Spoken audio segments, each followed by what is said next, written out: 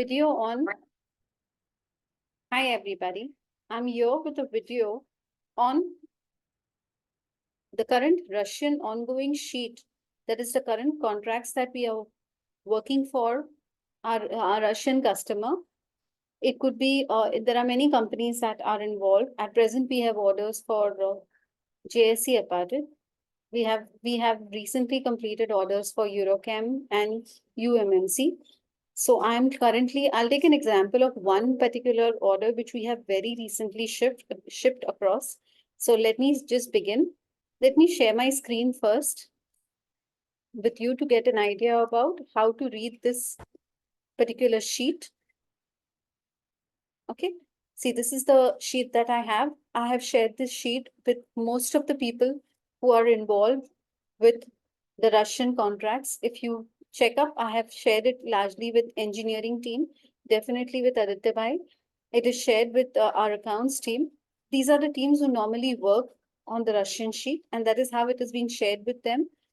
So to work on this and to go ahead, let me first start with how does this sheet actually function and how do I update it? Since the sheet has, first thing which I want to highlight is the color code which I use in the sheet.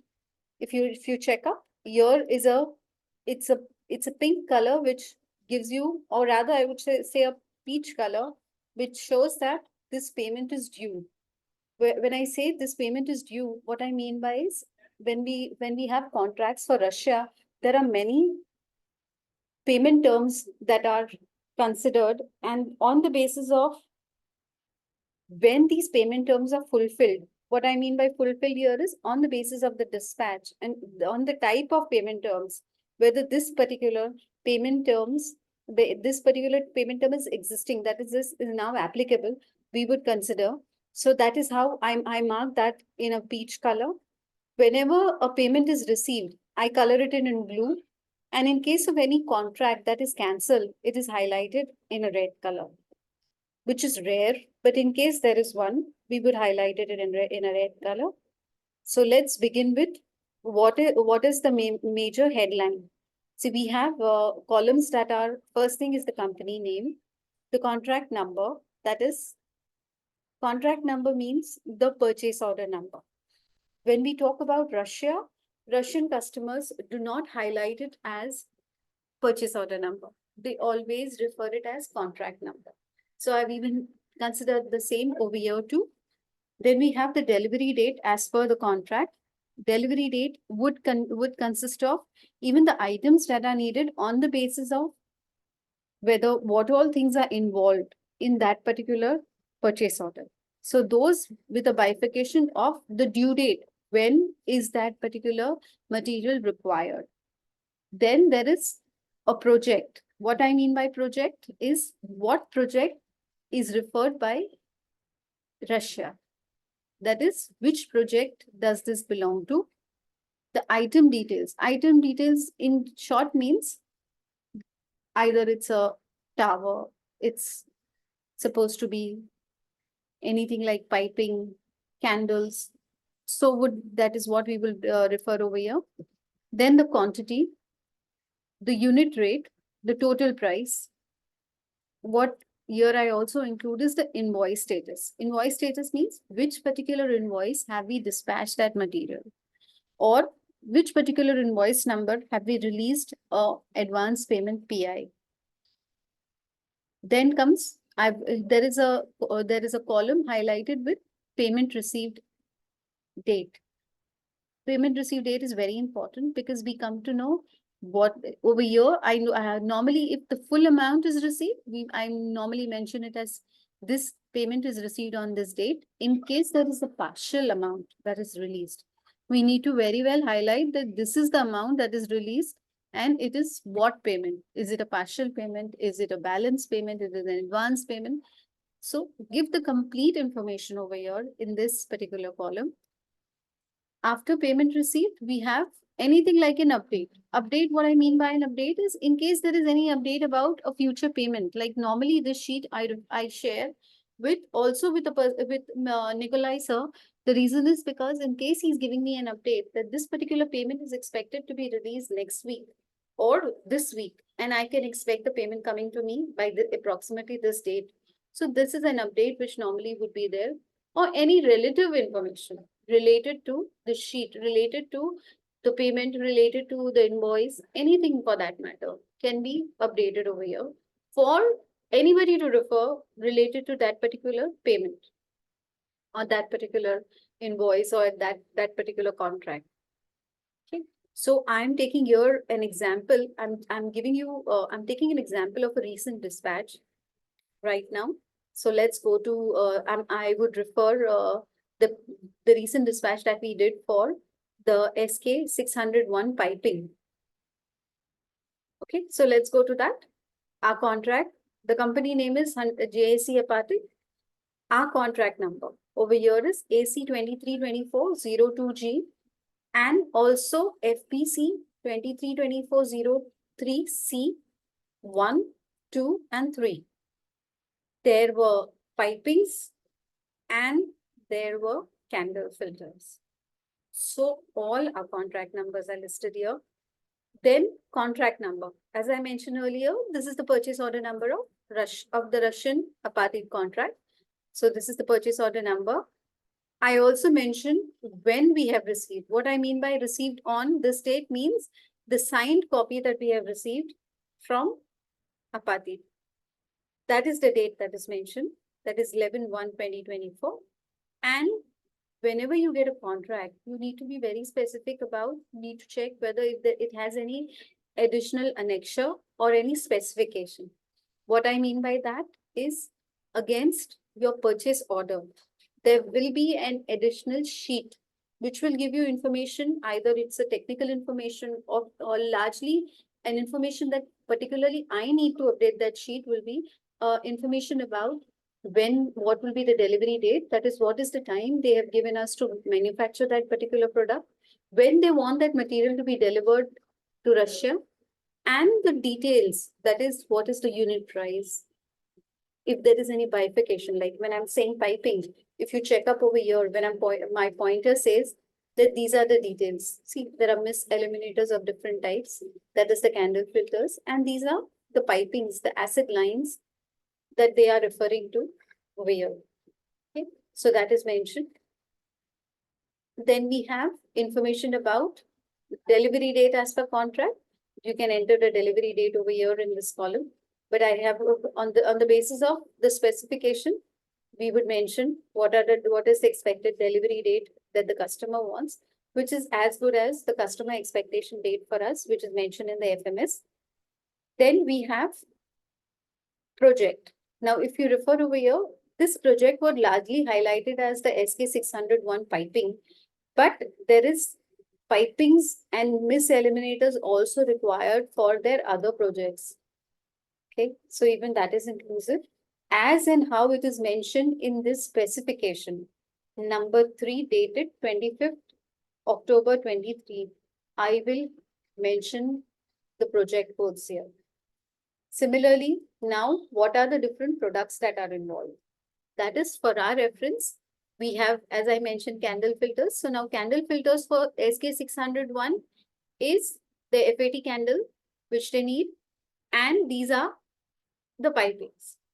Acid line KT 11.01, KT 12.01, KT 1103, and exit line of IIT. That is for SK 3300. Now for SK 714, there is mist eliminators, which are DT and FAT. Now, these are the items. Follows is the quantity. What I mean by quantity would be either the measurement or the units. Like for candle filters, this is the quantity, 11 number candles. Here there are 11 number candles of FAT for SK 601 project. Then 10 number candles DT for SK 714. Similarly for SK 714, FAT 17 number candles. Okay. Now unit rate. What I mean by unit rate is the price of one candle, the price of 1 meter piping, 18.7. So here What I get over here, the total price is multiplication of these two, right? So that's, if you check up in my formula over here, clearly says this into this. So this is the formula, and what I get derived over here are these values. Now all my values for my easy reference are mentioned in rupees, in as per the crore system, not as per the million system. I had referred to a video where I've given an easy number formatting. And you can refer that video for number formatting to understand how to put up the numbers here for your easiness and for your team's easiness to refer. So now this is the valuation. Please make very sure that when the total value of this contract that is there should be the same amount. The contract that we receive, the value has to be this. Please match it up properly before this particular value is considered for your any future reference. Okay. Now, total contract value, DAP Cherepovitz. When I say DAP Cherepovitz, is I've mentioned the Incoterms over here for my for my easy reference. Okay. Next follows is, as I mentioned earlier, there is a payment term which is strictly followed by Apatit against each contract, against each dispatch that we do. The contract, this particular piping, for example, has been dispatched in 2 lots. On that basis, the pricing will be calculated in the commercial invoice. But how? As per the payment terms that is mentioned in the specification. So now the payment terms over here is 50% to be paid within 15 calendar days after conclusion of signing of the contract and receipt of invoice. So that is the 50% amount. Then comes 2 type of payment. One is 45% against official notification of material readiness and 5% against delivery of material. Now, since as I mentioned, it's been dispatched in 2 lots. So the first lot dispatch details I mentioned. The first lot material that was dispatched was this 1.5 meter piping, okay, which was very urgent for them. So that was dispatched, and these are the details. There is a invoice that is GEC/1130/2324 dated 25th Jan. Okay, against this invoice, since there are 2 payment terms, 50% we received initially against this advance invoice. Advance invoice number is GEC P1025/2324 dated 16 Jan. When we received a signed contract, as per that payment terms, 50% we generated an Excel invoice, and we happened to get that payment from them. Now, when this 1.5 meter piping was dispatched, this particular invoice was generated, and I have bifurcated the payment terms as 45% and 5%. 45% as soon as the material is dispatched or as soon as the material is ready, you will inform Apatit and they will go ahead and release this payment. 5% is against this delivery of the material. That is when the material will be actually delivered to their warehouse, and within 15 days, they will release this payment of 5% against the final commercial invoice. Okay, so this amount is bifurcated. So as I mentioned, this was an urgent dispatch that we did for this 1.5 meter piping. Rest, all the other items, that is the pipings, the acid lines for 12.1, 11.03, 11.01, and the candle filters were dispatched in the second lot. The second lot, when we tried to check out, when we wanted to dispatch the second lot, that is in the course when the material was getting ready, we happened to get to know that there are additional pipes and tubes that are required to make up for these lines. Considering that additional cost, what Apatit did was they have released an additional specification. If you check, this is specification number 3 dated 25th October. They released another specification against This is our new contract 232402H. The contract number is that is the PO number is the same, but there is an additional specification, that is specification number 5 dated 1st July. What is this for? The additional requirement of piping. Okay. Now this additional requirement of piping was needed only for two lines, that is 12.01 and 11.03. The quantities are this, the unit price is this, and the total price is this. Again, the payment terms are the same, 50% advance, 45% against readiness, and 5% against delivery. So what we did is we prepared an invoice for this 50% and collected the payment from them. This invoice was prepared, this invoice number was sent on the 3rd of April.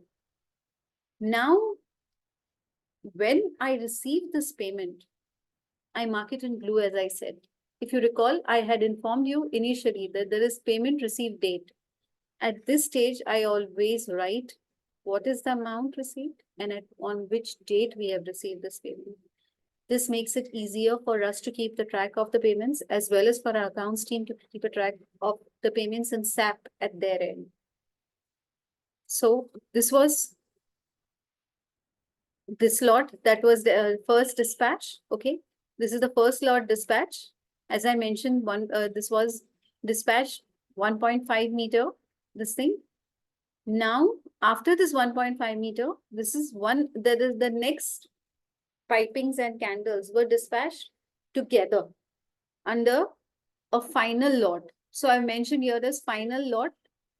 If you read, it's final lot dispatched on this date. Again, there will be two parts, 45% and 5%. So I'm bifurcating that figures also according to the commercial invoice. What is the invoice number? What date? That is 11th of May. This material has been dispatched. Now, when the material gets dispatched on the 11th of May, this is going to be 45% against official notification. Correct? Since the material has been dispatched, well, see, it's important for us to keep a track over here that the material should not only be dispatched, but it should also show that this material is already, the vessel is already left, and this payment, I normally fill up these details after we get the COO, that is after the BL is released, after we get the certificate of origin from Nayan sir, that is when I update all these information over here to assure that the commercial invoice is perfectly correct. This is the commercial invoice number. And we know now that the vessel is already, has left the port. So what I do now is I simply just go to this 45% payment and I will just go and change the color. See, payment due, correct?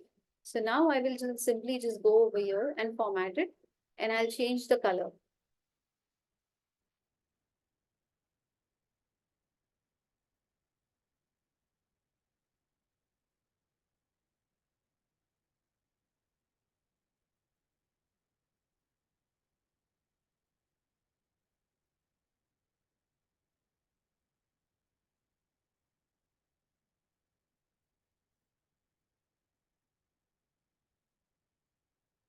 You simply just need to change the color to peach to assure that this is the future payment which I'm expecting from a party.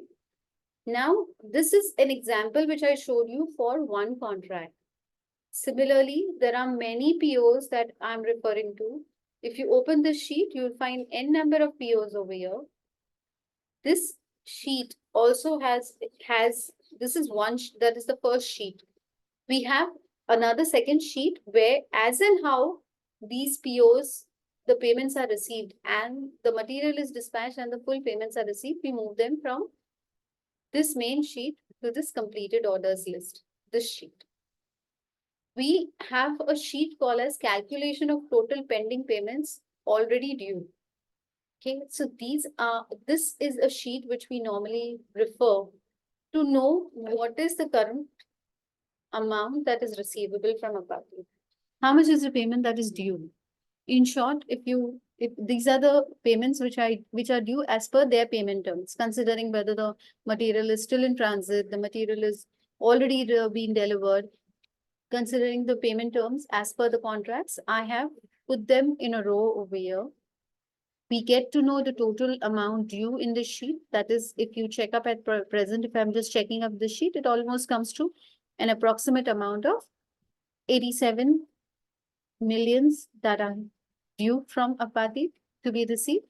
In short, if we talk about our Indian currency way, it would be around approximately an amount of 8 crore 70 million, 8 crore 70 lakhs. Okay. So this is how we read, these are the sheets that I normally refer to. And this is the way in which I prepare the sheet, and this is the way in which one could read the sheet and understand what is the current status, what is the status of the current project, what are the details, what are the payment terms, what are the payment that has been received against which invoices, and what is the amount, which dates the payment have come to you. Okay. So thank you for being such a lovely audience. It was nice discussing this sheet. Definitely, if anybody is in need and would like to refer, you can anytime write an email to me. I'll share the sheet for as a viewer to get more information about these Russian contracts. Thank you so much. Have a pleasant day.